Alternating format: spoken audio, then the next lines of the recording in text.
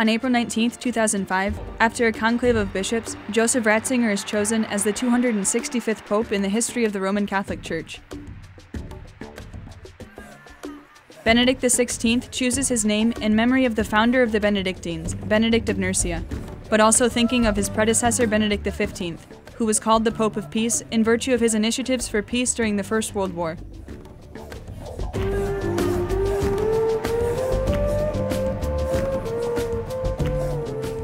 In the opening Mass of his pontificate in St. Peter's Square on April 24th, with the participation of 500,000 faithful, the new pope wore an Orthodox pallium, like those that were worn before the schism with the East in 1054, commemorating the time when the Eastern and Western churches were united under the successor of Peter. As he would say in his homily, he did so wishing to symbolize the ecumenical character with which he hoped to mark his pontificate. Shortly after his election, in a pastoral visit to Bari for the closure of the Italian National Eucharistic Congress, the Pope underlined the importance which Sundays and sacraments hold in the Christian life. During the whole of his pontificate, Benedict XVI has taken special concern in interreligious and ecumenical relations. On June 9, 2005, he opened the doors to dialogue with his first meeting with a high-level delegation of the International Jewish Committee on Interreligious Consultations. This was followed by a meeting with the ecumenical delegation from the Patriarch Bartholomew I on June 30th. On August 19th, Benedict XVI became the first pope to visit a Jewish temple in Germany when he visited the synagogue in Cologne during his first World Youth Day as pope.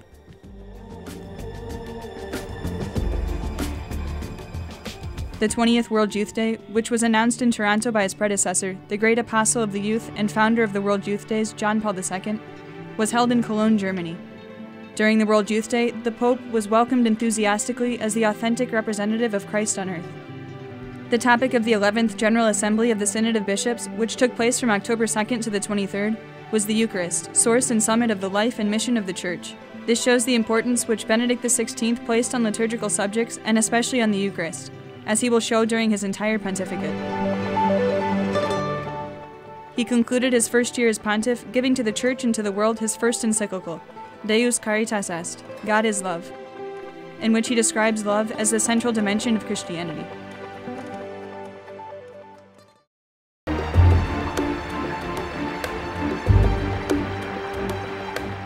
The second year of his pontificate begins with an ecumenical gesture towards the Orthodox churches, eliminating for the first time in the Annuario Pontificio, the pontifical yearbook, the title of Patriarch of the West among the titles of the Pope. Benedict XVI will begin his not-so-short list of apostolic travels with a trip from May 25th to May 28th to Poland, the country of birth of his beloved predecessor, John Paul II. During this trip, he had the opportunity to visit the most important places of the already nicknamed Pope John Paul the Great. To the surprise of the Polish and the papal entourage, Benedict XVI asked to visit the concentration camp Auschwitz-Birkenau. No stranger to what so many people suffered during the Nazi times, he prayed while walking past a long line of tombs of those who died and were cruelly tortured in those places.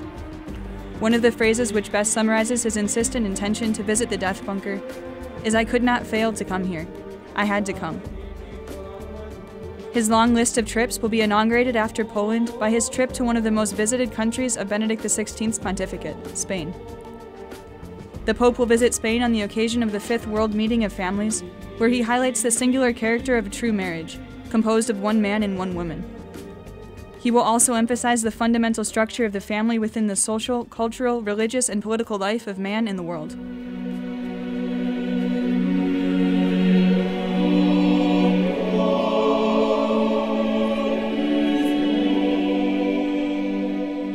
From the 9th to the 14th of September, Benedict XVI will make one of the most personal trips of his papal life, the visit to his country of origin. He visited Munich, Altötting, Ratisbona, and Persinga, making a stop in Merkel, the Pope's birthplace, in which he was warmly welcomed by many citizens. One of the trips which most stands out was Benedict XVI's trip to Turkey. His relationship, which began in his first year as pontiff, with the ecumenical Patriarch Bartholomew I, honorary head of all the Orthodox, will be strengthened during this trip. Because of its historical and religious relevance, a high point of his trip was a visit to the Sultan Ahmed Mosque in Istanbul. This was the second visit that a pope had made to an Islamic temple. The Pope is father not only of those who profess themselves Catholic, but of all men, and therefore he closes his year of notable events by sending a letter to the Chancellor of Germany, Angela Merkel, urging the politicians during the G8 summit to seriously and decidedly consider forgiving the external debt of the poorest countries, taking into account the imminent world crisis.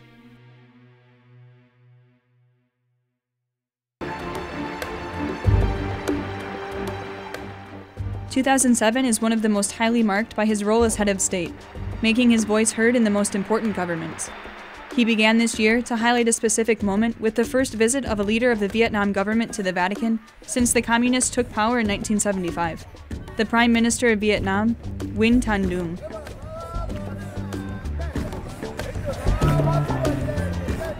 In the beginnings of the year, the successor of Peter will publish the post-synodal apostolic exhortation, Sacramentum Caritatis, and on April 16th, his 80th birthday, he will publish the first installment of his book, Jesus of Nazareth. Less than a year after his long-desired trip to Germany, his country of birth, on the 9th of May he travels to Brazil, where he will designate Latin America as the continent of hope for the whole world. It's worth mentioning that during this trip he visited Fazenda de Esperança, a project for the reintegration of youth, above all of drug addicts, into society. During his visit, he was able to hear some of their own testimonies.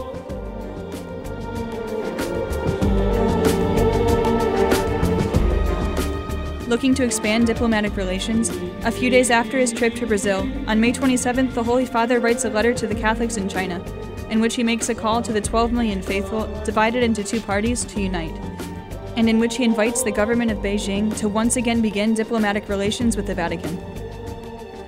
Continuing his meetings, Benedict XVI receives the President of the United States, George W. Bush. In his work as Vicar of Christ and highest leader of the Catholic Church, he writes, De alicibus mutationibus in normis de latione Romani Pontificis, and Summorum Pontificum. Continuing his interest in the preservation of the sacramental life of the Christian people, he will travel to Austria from September 7th to September 9th, on the occasion of the 850th anniversary of the foundation of the Sanctuary of Mariazell. In Vienna, he will reinforce the importance of the Sunday culture in the life of the Church. He is the Pope of reconciliation and of peace. Benedict XVI makes history once again, when for the first time on November 6th in the Vatican, an audience is held between the supreme head of the Catholic Church and a Saudi monarch, King Abdullah from Saudi Arabia, guardian of the two holy places of Islam. As the climax of the luminous moments of 2007, Benedict XVI presents his second encyclical to the world, titled Spe Salvi, Saved by Hope. The encyclical speaks about Christian hope which exceeds death itself.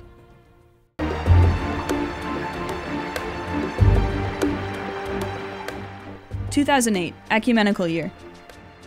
Benedict XVI proposes taking new steps in interreligious and ecumenical unions. For this purpose, he begins the year by modifying the petition in the Liturgy of Good Friday for the Jews within the Tridentine Mass to a theological form, with the intention of improving relations with the Jewish religion. The Pope continues traveling. This time he will visit the United States from April 15th to the 21st. During this trip, on April 17th, he will try to strengthen relations with the Jewish community worldwide. He publishes a message for them on the occasion of the Feast of Passage, and the following day in the synagogue in East Park in Manhattan. Interreligious relations, but also state leadership. Benedict XVI will meet in the White House with the President of the United States, George W. Bush. He will give a speech on April 18th before the General Assembly of the United Nations in New York. And finally, on April 20th, he makes a moving visit to Ground Zero in New York to pray for the victims of 9/11. In midst of these acts as head of state and Vicar of Christ, he will issue a message on Russian TV on April 16th. During the month of May, the Pope takes a break from the numerous interreligious and ecumenical meetings, and on June 21st, he publishes the apostolic letter Antiqua Ordinatione. Only 7 days later, Benedict XVI and Bartholomew I inaugurate the Pauline year. Once more, the World Youth Day, this time in Sydney, receives the Vicar of Christ with wide open arms. In the closing Mass on July 20th, the Pope speaks before 500,000 people and invites the youth to a renewal of society and of the Church.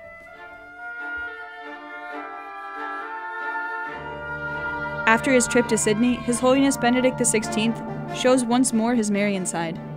From September 12th to 15th, he will travel to Lourdes for the 150th anniversary of the apparitions of the Immaculate Conception to St. Bernadette. In the Mass on September 14th, before 100,000 faithful, the Pope calls all Catholics to a renewal of the missionary spirit, reminding us that by returning to God, man becomes himself. One of the key acts of the last months of 2008 will be the 12th General Ordinary Assembly of the Synod of Bishops, with the subject, The Word of God and the Life and Mission of the Church. Once again, as a pioneer in the ties of dialogue with other religions, Benedict XVI will have a meeting on November 6th with the participants of the first meeting of the Catholic-Muslim Forum, whose objective is to reduce tensions between these religions.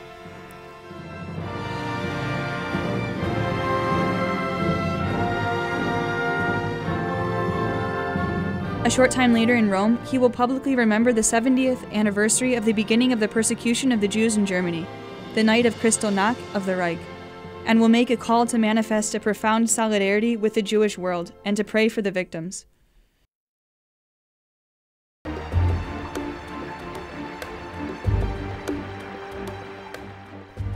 Just as he did the year before, Pope Benedict XVI begins the new year with a new gesture of peace towards the Jewish world. This time through a meeting with the members of the Conference of Presidents of the major Jewish organizations of the United States. In this meeting, the Pope seriously and strongly condemns anti-Semitism and clearly rejects all denial of the Holocaust.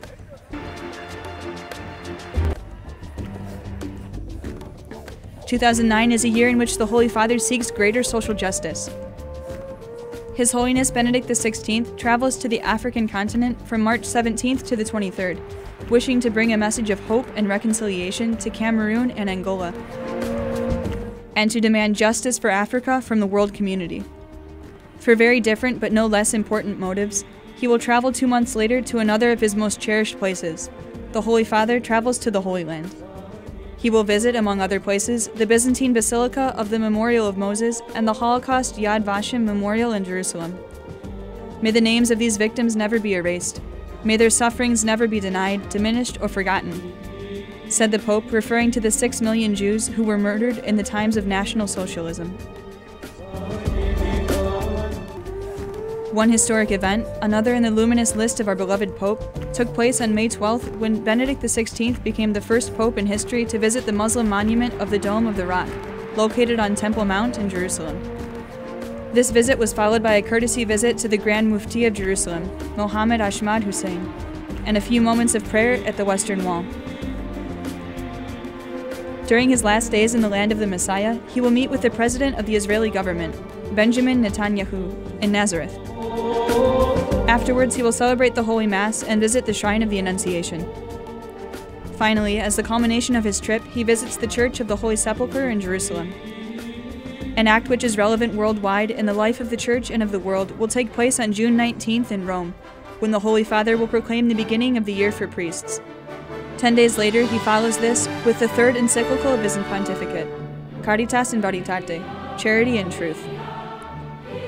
In the midst of his pastoral visits and his work as the head of the Church, he does not forget those who received the gospel but who are now losing their Christian roots. Pope Benedict XVI will travel from September 26th through the 28th to the Czech Republic, where 20 years after the fall of the Iron Curtain, he wishes to nourish the minority of believers and reawaken the Czech Christian roots. A large step in the history of the ecumenism of the Church will be made on November 4th upon the publication of the Apostolic Constitution Anglicanorum Coetibus, which provides for personal ordinariates for Anglicans entering into full communion with the Catholic Church.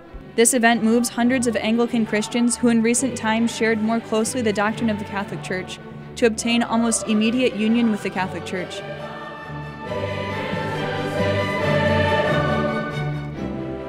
Later, as the last of his most relevant audiences in 2009, the Holy Father will receive the head of the Russian state, Dmitry Medvedev, announcing the opening of diplomatic relations between the Vatican and the Kremlin.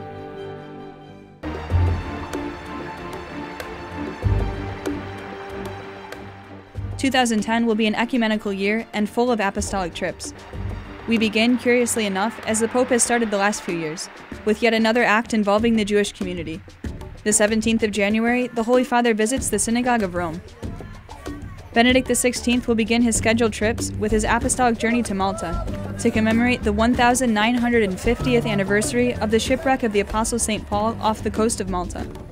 Less than a month later, the Holy Father will celebrate in Portugal the 10th anniversary of the beatification of the children of Fatima, Jacinta and Francisco. And on May 13th, a significant date for the apparitions, the Holy Father will declare during the Holy Mass that I have come to Fatima to pray, in union with Mary and so many pilgrims, for our human family, afflicted as it is by various ills and sufferings. 2 months later, from the 4th to the 6th of June, the Pope will travel to Cyprus, where among other events he will hand over the Instrumentum Laboris for the upcoming Special Assembly for the Middle East of the Synod of Bishops.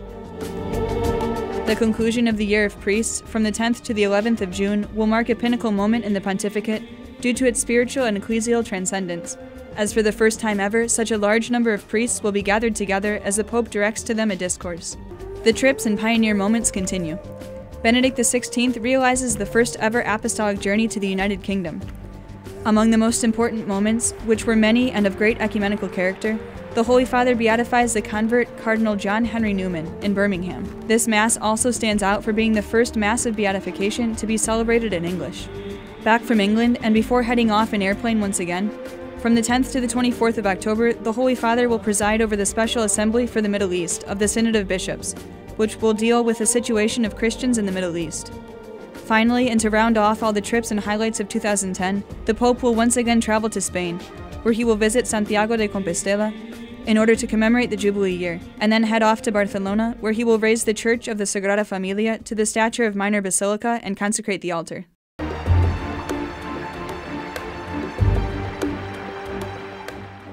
Benedict XVI will start the year on January 14th with an event that will bring joy to the Church worldwide. He will authorize the Congregation for the Causes of Saints to promulgate the decree concerning the miracle that has occurred through the intercession of the venerable servant of God, John Paul II. The following day, guided by the Apostolic Constitution Anglicanorum Coetibus, he will establish a personal ordinariate in the territory of England and Wales for the groups of Anglican pastors and faithful who have expressed the desire to enter into full visible communion with the Catholic Church. The decree that established the ordinariate specifies that it will be called the Ordinariate of Our Lady of Walsingham, and will take as patron Blessed John Henry Newman. The Holy Father will then begin his repertoire of diplomatic receptions, among which stand out the President of the Russian Federation, Dmitry Medvedev, the President of the Republic of Lebanon, Mikhail Sleiman, and finally, with utmost importance for social events, the Pope will receive the President of the European Parliament, Jerzy Buzek. Another of the stellar works of the Pope will be brought to light, Jesus of Nazareth, Part 2, Holy Week, From the Entrance into Jerusalem to the Resurrection, will be published on the 10th of March.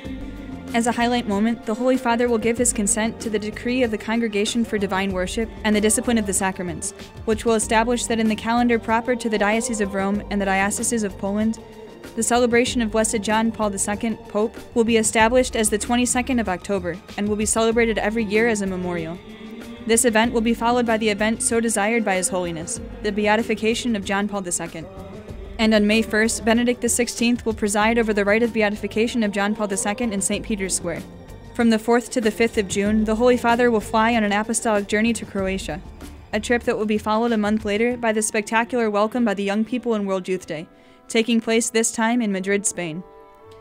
It stands out for the numerous signs of affection that the Holy Father directed towards the young people during his time in Spanish territory. Affection that was displayed during the already symbolic vigil that took place on the esplanade of Cuatro Vientos, where a strong storm literally soaked the thousands of young people gathered at the feet of the successor of St. Peter, and which won the following words of the Holy Father: "I'm proud of you all." The Holy Father continues his travels, this time with a trip of special personal importance. He returns to his country of origin, Germany, from the 22nd to the 25th of September. A trip that will be followed by his trips to Assisi and a little later by his apostolic journey to Benin, in order, among other things, to sign the post-synodal apostolic exhortation, Africae Munus.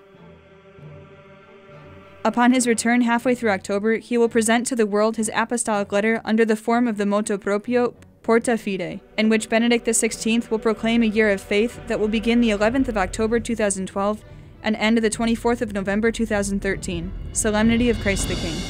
As final diplomatic events to note as we end the year, on November 12th, the Holy Father will receive Herman van Rompuy, President of the European Council, and former President of the Council of Ministers of Lebanon, Najib Mikati. As the closing event of the year, on December 19th, the Holy Father signs a decree recognizing the miracle attributed to the intercession of Blessed Kateri Tekakwitha, native of Osirnen, which now forms part of the United States, who lived from 1656 to 1680.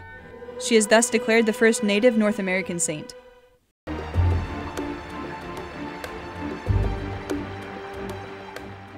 "2012 will be the last complete year of his pontificate.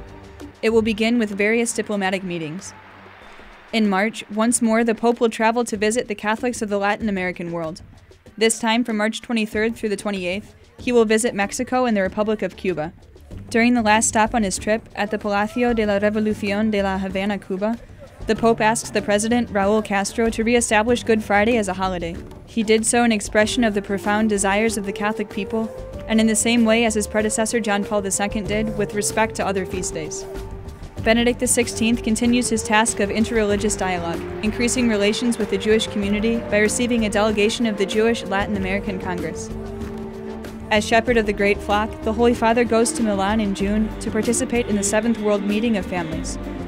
It is a meeting which he himself will remember various times in his numerous audiences because of its great repercussion in the social life of the Church. He continues his diplomatic work, receiving numerous personages, among others the President of the Social Republic of Sri Lanka, Mahinda Rajapaksa, and Nasir Abdulaziz al-Nasser, President of the Session of the General Assembly of the United Nations.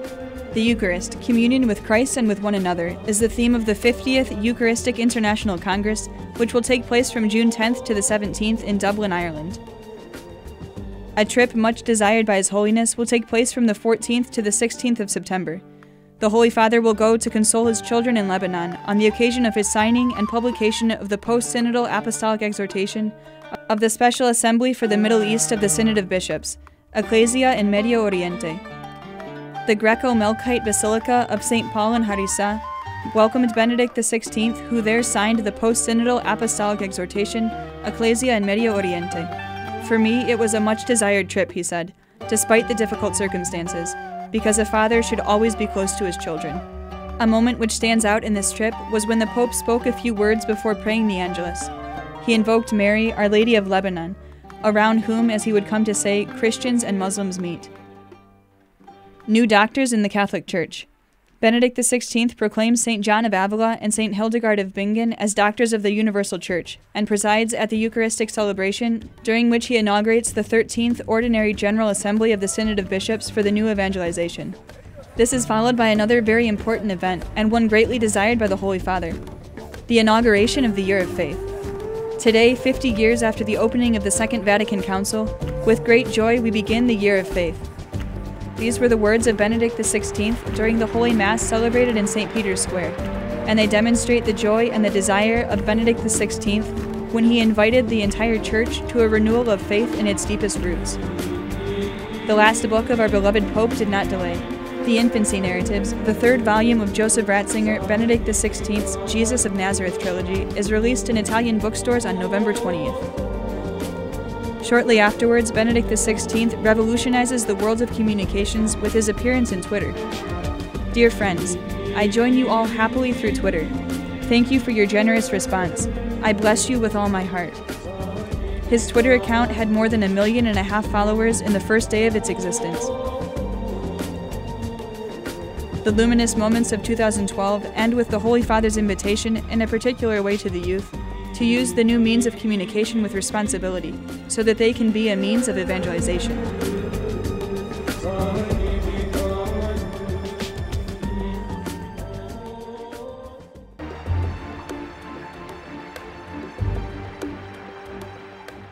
The Pope begins the year by encouraging Catholics to live centered in Jesus Christ. The general intention of the apostolate of the prayer of the Pope for the month of January 2013 is that in this year of faith, Christians may grow in the knowledge of the mystery of Christ and bear joyful witness to the gift of faith in Him. He reiterates this on January 2nd in the audience in St. Peter's Square with more than 30,000 people, when he prayed with the participants of the 35th European Meeting of the Youth of Taizé.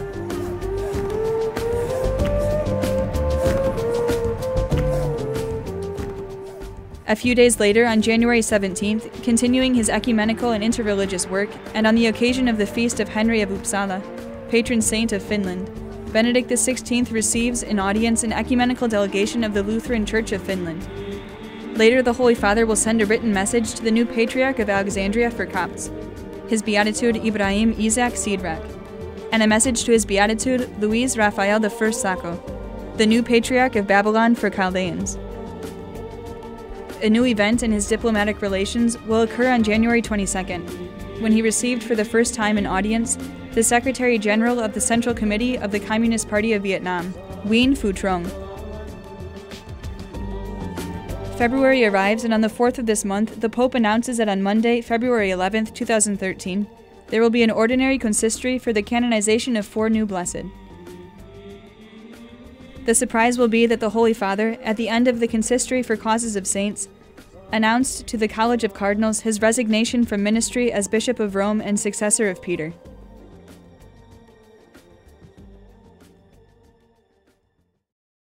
Orazione dedicata Sancta Ecclesia Dei, toto ex corde servire velim.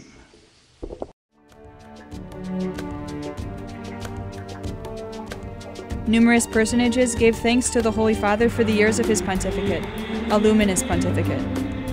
Benedict XVI has been a Pope of unity, voice of authentic faith centered in the sacramental life, and always profoundly united in the truth. The Universal Church raises a hymn of thanksgiving to God for this humble worker in his vineyard, who has guided the Church as Vicar of Christ on earth during these years. At the same time, we pray that God may never cease to guide his Church and to give it holy shepherds according to his will. In the name of all the Church, thank you for everything, Holy Father.